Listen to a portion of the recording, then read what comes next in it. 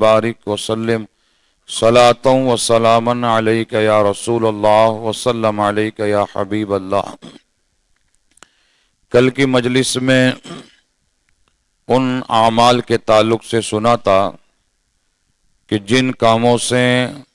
रोज़े पर कोई फ़र्क नहीं पड़ता, रोज़ा नहीं टूटता। आज की मजलिस में चंद वो मसाइल और वो आमाल अफ़आल कि जिनके करने से रोज़ेदार का रोज़ा फासिद हो जाता है, उसी को बयान करूँगा कि रोज़ा किन चीज़ों से फासिद होता है। रोज़ा जिस तरीके से जानबूझकर खाने पीने और जिमा करने से रोज़ा फासिद होता है, उन्हीं में से बाज़ अफ़आल ऐसे हैं कि जिनके करने से रोज़ा फासिद हो जाता है। कि अगर किसी रोज़ेदार ने रोज़े की हालत में दांत उकड़वाया या दांतों का कोई इलाज वगैरह करवाया और उससे खून निकला और खून निकलकर अगर उसके हलक के नीचे उतर गया, तब इस सूरत में फ़ुक़हा फरमाते हैं कि उसका रोज़ा फासिद हो गया। तो दांत उकड़वाने के अंदर इस बात का ख़ास तौर पर लिहाज किया जाए।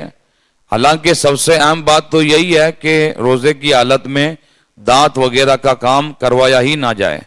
बल्कि आप बाद इफ्तार करवाएं, इशा के बाद में करवाएं, सहरी से पहले करवाएं, ये और बेहतर है। ताकि उसके अंदर यही मसला रहेगा कि अगर खून का एक जर्रा भी अगर किसी सूरत में भी अगर वो हलक के नीचे उतर गया, तब इस सूरत में रोज़ा फासिद हो जाएगा।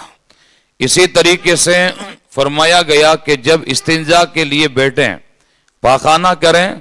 तो पाखाना का जो मकाम है उस मकाम के ताल्लुक से भी फ़ुक़हा ने फरमाया कि वहाँ एहतियात की बहुत ज़रूरत है। कि अगर पाखाना का मकाम बाहर निकल आया और निकल आने की सूरत में डायरेक्ट आदमी ने इस्तिंजा किया और डायरेक्ट खड़ा हो गया, तब हो सकता है कि उस पर जो पानी लगा हुआ है वो पानी आपके अंदर पहुंच जाएगा, और जब पानी अंदर पहुंचा तब इस सूरत में रोज़ा फासिद हो जाएगा। ये जब मसला बयान किया गया तो बाद लोगों ने कहा पहली बार हमने मसला सुना, ये कौन सा मसला आ गया, जबकि बाहर शरीयत के अंदर हजरत सदरुल शरिया रहमतुल्लाह अलैह ने इस पर पूरी तफसीर लिखी है। कई मसाइल इस ज़िम्न के अंदर आपने तहरीर फरमाई। सैयदी सरकार आला हजरत रदी अल्लाह तआला अन्हु और फ़क़ीह मिल्लत वगैरह दिगर उलमा अकाबिरीन ने इस मसले को तहरीर फरमाया कि ये कोई नया मसला नहीं है। जब हमारे सुनने में पहली बार आता है तो हम समझते हैं कि नया मसला है, जबकि मसाइल तो वही जो सदियों से जो चलते आ रहे हैं वही मसाइल हमारे सामने हैं, कुरान और हदीस के मसाइल। इसलिए मसला नया नहीं होता है, सुनने के अंदर पहली बार आता है। इसलिए ये जो मसला आम है कि इस्तिंजा के अंदर भी गोया के एहतियात की बहुत ज़रूरत है कि यहाँ पर भी अगर हमने एहतियात नहीं की तब हो सकता है कि हमारा रोज़ा फासिद हो जाएगा। क्योंकि नीचे का जो हिस्सा, पाखाना का जो हिस्सा है, ये भी एक मनफज है, मनफज रास्ता है। और आपने पहले ही सुन लिया है कि जो मनफज हैं, जिन रास्तों से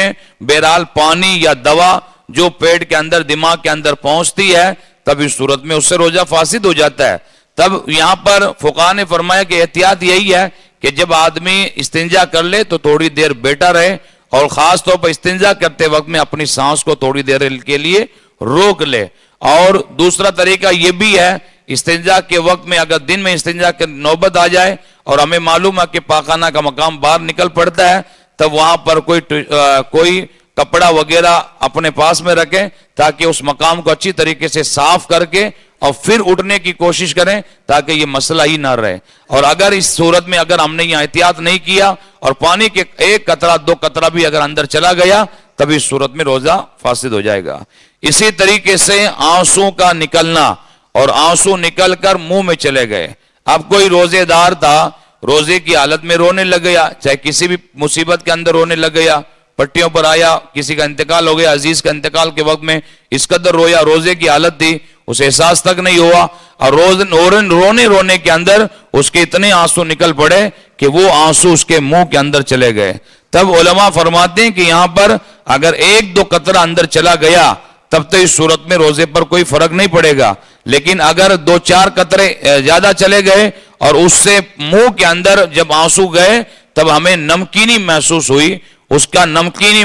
پن اس کا محسوس ہوا، تب اس صورت میں فقہا فرماتے ہیں کہ روزہ فاسد ہو جائے گا۔ تو اس کو بھی یاد رکھیں کہ آنسو اگر منہ کے اندر چلے جاتے ہیں اور اس کی نمکینی اگر منہ کے اندر محسوس ہو گئی حلق کے اندر، تب اس صورت میں روزہ فاسد ہو گیا۔ تو جو آنسو کا حکم ہے وہی پسینے کا بھی حکم ہے، پسینہ بھی اگر منہ کے اندر چلا گیا تب بھی صورت میں روزہ فاسد ہو جائے گا۔ اسی طریقے سے روزے دار کلی کر رہا تھا اور بلا قصد اس کا پانی حلق کے نیچے اتر پڑا، یا روزے دار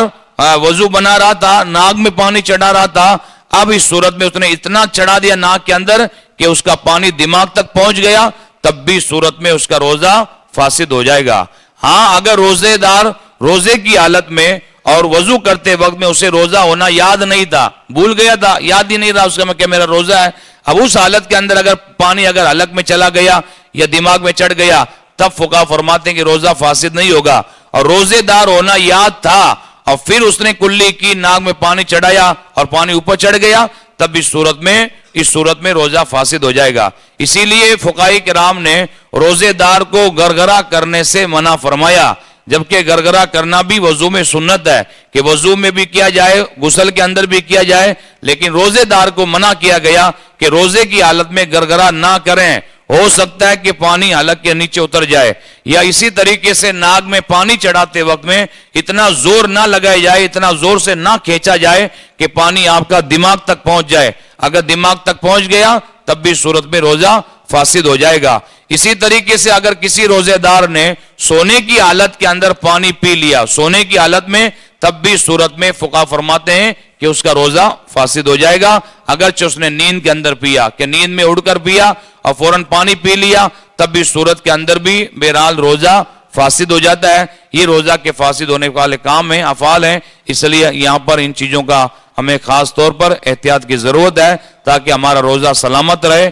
اور ہم روزے کو صحیح طور پر شرعی رہنمائی کے ساتھ میں پورا کر سکیں۔ ہمارے یہاں پر سنی تبلیغی جماعت باسنی جو چل رہی ہے، اسی طرز پر کمہاری کی سرزمین پر ایک سنی تبلیغی جماعت جو کئی سالوں سے الحمدللہ خدمات انجام دے رہی ہے، علماء کماری الحمدللہ اس میں بھی کافی محنتیں کر رہے ہیں، اور ڈانی قصبہ کریا وغیرہ پہ اس صورت کے اندر چھوٹے چھوٹے مدارس کھول رہے ہیں، اماموں کا انتظام کرنا، علماء کرام کا انتظام کرنا، وہاں پر دین کا